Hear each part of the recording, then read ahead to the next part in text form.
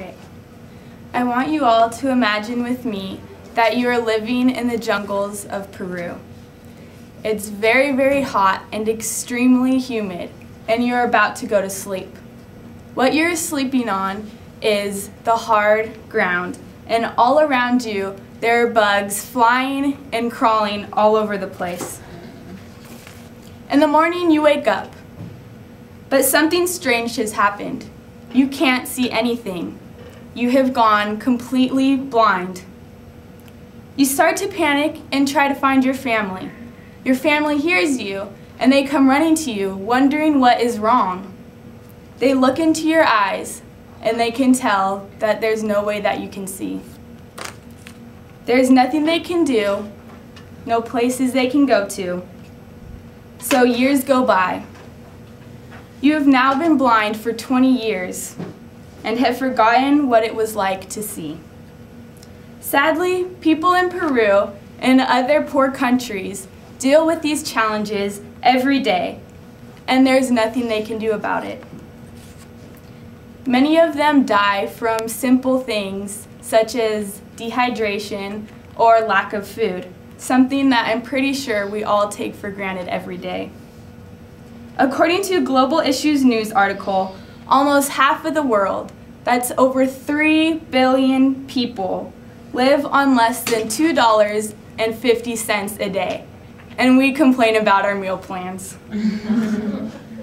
And in another news article from Rehydration Projects, it states that this year, 7 million children by the age of 5 will die from largely preventable illnesses such as pneumonia or diarrhea. What they need are people from the States, people with vitamins, medicine, food, and water, and are willing to help them out. I have a couple questions for you guys. How many of you have ever thought about being a student missionary for a year or even just a few months? Okay, a lot of you guys have. Now I have another question. How many of you have ever heard of the organization called AMOR Ministries or AMOR Projects? Okay, a few of you have. Well, my dad is actually the president of AMOR Ministries in Peru and is constantly working with Southern's mission program to help students at Southern become involved and be student missionaries.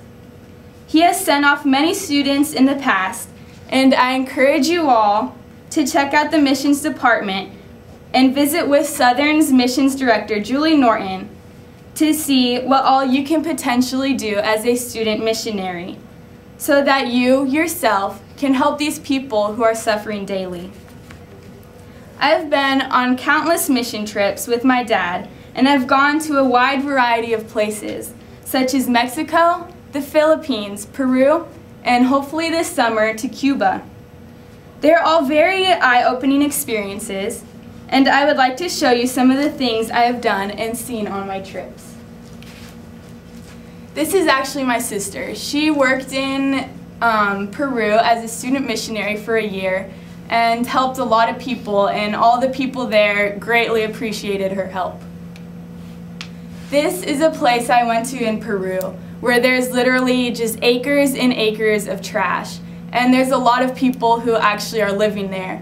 And what the people do is they collect this trash to either help build their homes or somehow get money from it. This is another picture there of a lady who's trying to provide for her family by collecting this trash. And then this is the children in that area who, as you can see, are as happy as can be, even though they hardly have anything. And another thing is that a guy named Hayden Flores is also a student missionary there currently. How many of you have heard of Mackenzie Flores from Gymnasters? Well, that's actually her brother. This is another mission trip that I went on to Chiapas, Mexico. And in Mexico, I was actually the outreach leader, and one of the things that I had to do was visit this family whose 3-month-old baby had just died, And so I asked the mother, how did this baby die? And she said that it died from dehydration. And I know we've all heard statistics about dehydration and how it affects the poor people, but just seeing it firsthand really touched me.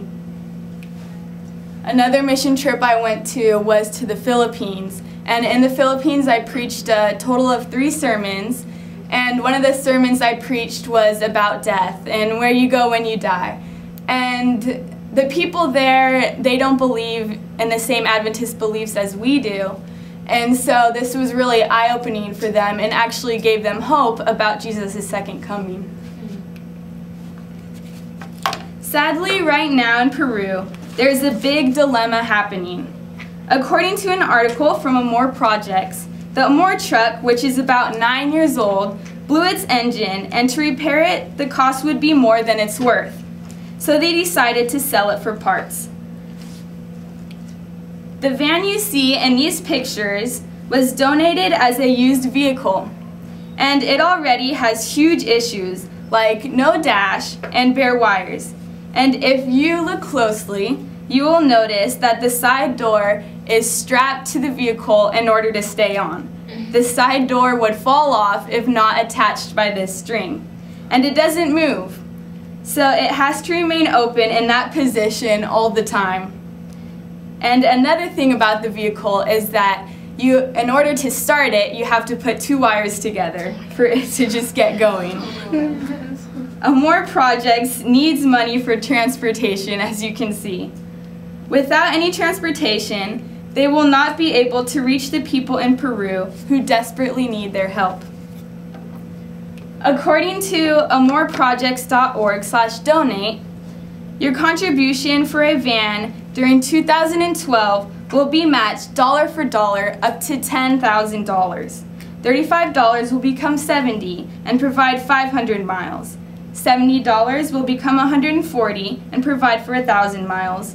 $140 will become $280 and provide 2,000 miles. And $420 will become $840 and will provide for 6,000 miles. For the rest of this semester, I want to make this a project for our class to make as much money as possible for this transportation in Peru by bringing only $4 each, and also telling your friends to donate to this cause. 500,000 children go blind from vitamin A deficiency each year. I want to take you all back to Peru, and I want you all to imagine with me that you are living in the jungles there. You have been without sight for 20 years now. You have gotten used to it, but have missed out on watching your family, and now your kids grow up. You often have prayed for a chance to see again. If only you could see your family's faces again, and know what your children look like. But you know that this is not possible, and it will never happen. Suddenly, your family comes running with news about these Americans who have come to give medical clinics. You show up to the clinic having no clue what they're talking about, and they give you these pills and in a very funny accent tell you to take 2 a day for a month. You go home and take 2 pills. In the morning, you wake up to find that you can see again. After years and years, you can finally see again. You see your family's faces, and you can now see what your beautiful children look like. You kneel down and you thank the Lord for sending His angels to come heal you. Now 500,000 children go blind from vitamin A deficiency each year. And vitamin A supplements given by anyone, you or another missionary, can help give them their sight back.